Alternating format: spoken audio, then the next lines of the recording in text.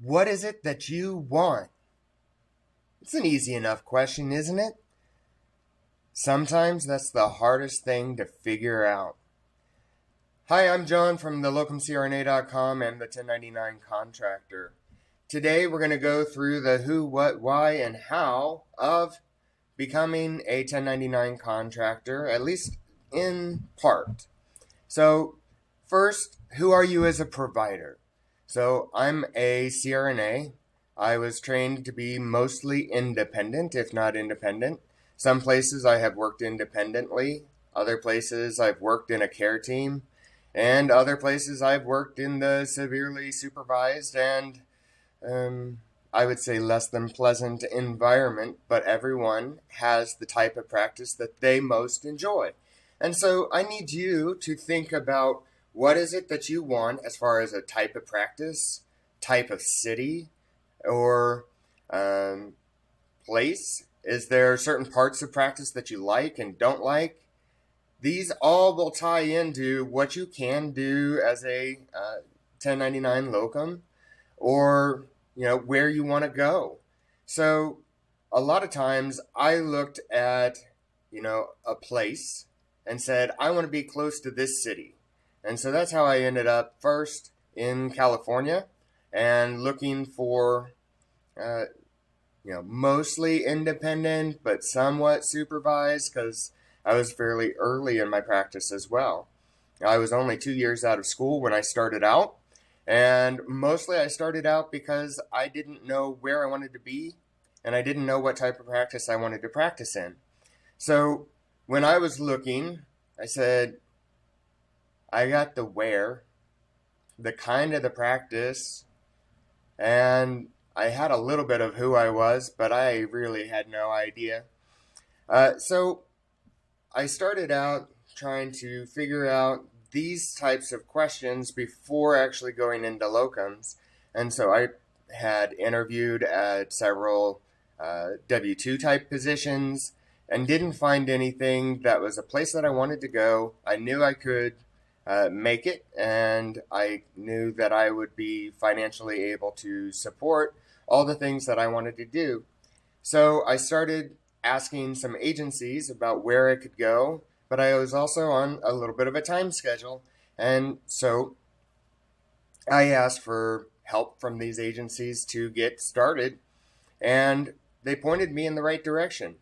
That's kind of how I got started, because there was no good resource for all the things that I would need, and the information about insurances, taxes, all these things that go into the business of being a 1099 locum. And that's a lot of the reason that I do this channel, is to provide the resources and be a sounding board for what you might need in the future. Many times the response to what I'm looking for time, I'm looking for the freedom to practice my practice the way that I want to practice. And that comes with a lot of responsibility too.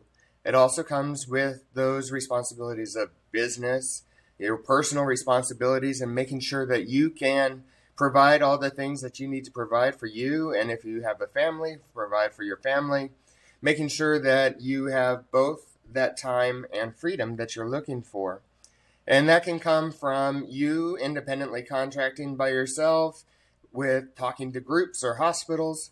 And a lot of times people will go to an agency to get started, because getting a contract and talking to the different agencies or talking to the hospitals directly, the recruiters provide that intermediary step, and they do a lot of that talking and negotiation, and all you have to do is talk to somebody and say, well, these are the things that I'm looking for. But of course they're going to take their portion. But I would say that first you need to have that clearly defined for you, who, what, when, where, how, and why, for becoming a 1099 contractor. Because otherwise you're going to have all those stressors of new environments, new processes that you have to learn and you have to figure out when you get to a facility. And that's not that difficult. It's just like starting a W-2 job. You get thrown in a little bit faster, and you have to be able to adapt be flexible, have good communication with other providers, as well as a strong, competent base of your practice and how you want to deliver care. So these things will all first kind of go into your becoming a locum and going to different facilities. The time, so long as you build in the things that you are wanting and needing from a family perspective, from a location and place perspective, your time could be mostly your own, or your time could be spent mostly at the hospital doing, every hour you work is every hour that you take in for pay. So some 1099s are based on a daily rate, and you are subject to the whims of that hospital and when you get called. You could be on call 24/7. You could be on call up until your 8-hour shift, and most of the time leave a little bit early.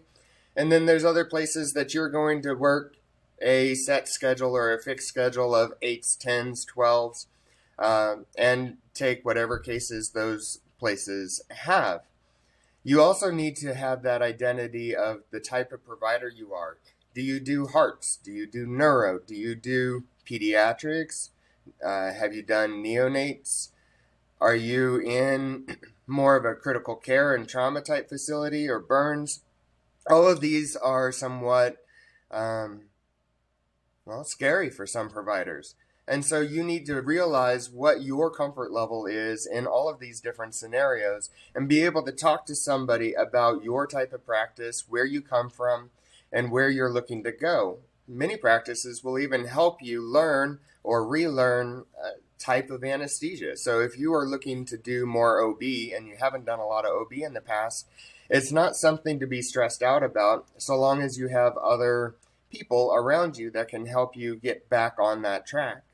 So continue to develop that idea of the who, what, when, where, and why, and we can get you through the how or who to talk to in getting these things in order to have that extra time, freedom, extra money, whatever is most important to you.